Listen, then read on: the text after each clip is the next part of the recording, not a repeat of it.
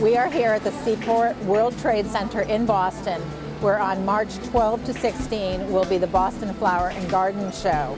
This show is put on by the Paragon Group, and Massachusetts Horticultural Society has partnered with them, and we manage the amateur horticulture that happens at the show, and we also have an exhibit ourselves.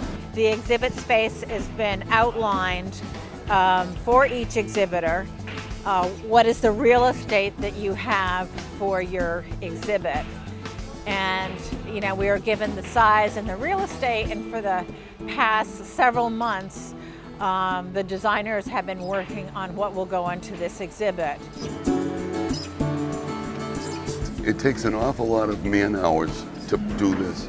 I believe we have like 1,200 volunteer hours assisting us in doing this. I have invited in young designers who have their own business and companies to come together and volunteer to do this exhibit for Mass Hort. It starts with a good concept.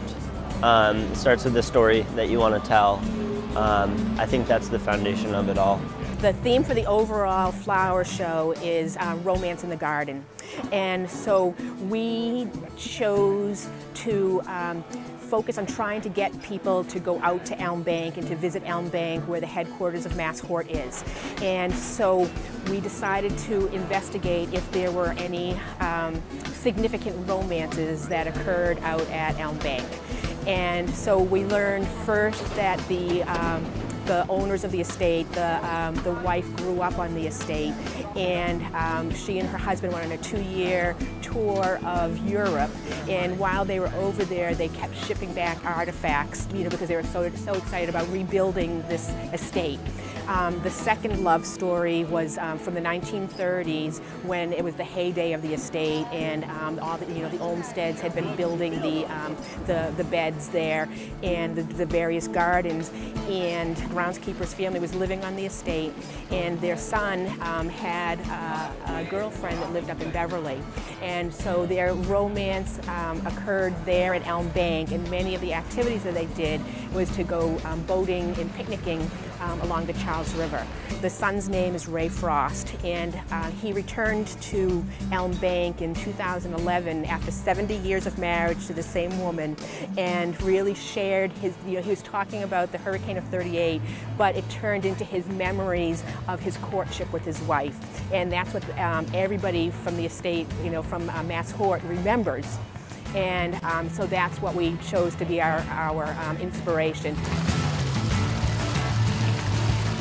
I loved especially the fact that we did it in a group, that everything came up discussing together, and we had these meetings where the design would come up, and it was like a tentative and building up. This year's exhibit, first of all, has the Charles River, which has been moved into the Seaport World Trade Center.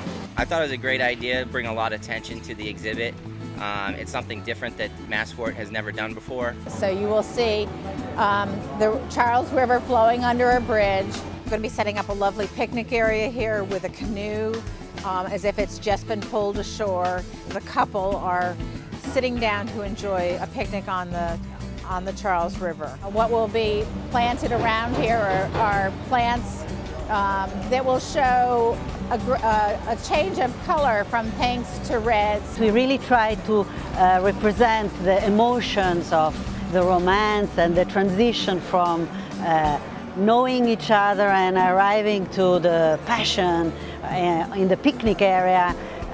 So I like this idea of the colors representing these concepts. And we also have a half-scale model of a beautiful canoe that's part of the exhibit also. Trying to represent something that happened there so many years ago, and that we hope will happen again for many couples again in the future, so it was really interesting. I'm the gardens curator for Massachusetts Horticultural Society, and so I'm in charge of all the plants that need to come into the flower show. So when we go over the project, they'll give me a list of plant material.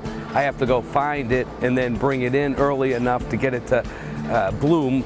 Most of these plants aren't supposed to be blooming for at least another month. or actually 2 months probably. And I brought a bunch of them in as early as Christmas. What the public needs to know that it is an art, not a science, to force plants. And we had to make sure everything was ready for those 5 days. So things come along quick and we have to cool them off. Things coming along slow, all of a sudden we're grabbing them and bringing them into a hotter greenhouse. So, and then all of a sudden they came along too fast, they had to go out of the heat again and back into a colder spot. So it's a lot of moving around and constantly watching them and predicting how far advanced they are. A lot of people will just not really take into consideration the amount of actual time it does take to build one of these, and also being able to work with stone is not always so easy, and water always wants to go back into the ground, so leaking is a huge issue. Massachusetts Horticultural Society's mission is not only to educate people about gardens and plants and horticulture, but to get people really excited about participating in it. And one of the ways we do this is through exhibits, flower shows, is not only where we get our people who are interested in competing and doing design to participate, but this is our opportunity to bring the public in to see all the wonders of plants and gardening that they can do themselves. You know, Mass Hort is a great organization to be involved with, and they really are about education and you know, letting people use their imaginations and things like that. And the group that I work with, I just couldn't have asked for better people.